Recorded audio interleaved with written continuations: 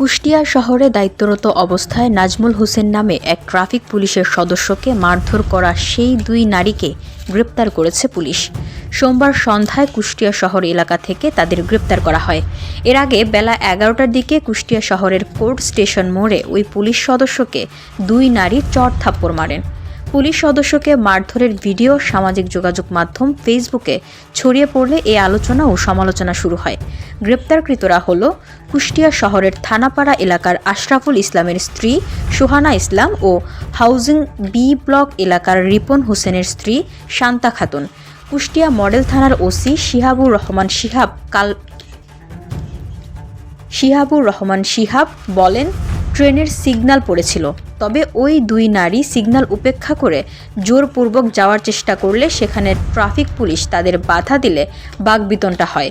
ওই দুই নারী পুলিশ সদস্যকে চড়-থাপ্পড় মারেন। এ ঘটনায় মামলা হলে তাদের দুজনকে কুষ্টিয়া শহর এলাকা থেকে গ্রেপ্তার করেছে পুলিশ। এ ব্যাপারে কুষ্টিয়ার অতিরিক্ত পুলিশ সুপার পলাশ কান্তি নাথ বলেন, ট্রাফিক পুলিশ সদস্যকে ধাক্কা দেয় এবং জুতা দিয়ে পেটায় দুই নারী। এরপর স্থানীয়রা এসে উভয়কে সরিয়ে দেয়। এই ঘটনায় থানায় মামলা হলে তাদের গ্রেপ্তার করা হয়েছে। এখন তাদের দুজনকে থানায় রাখা হয়েছে। VOD Bangla news desk.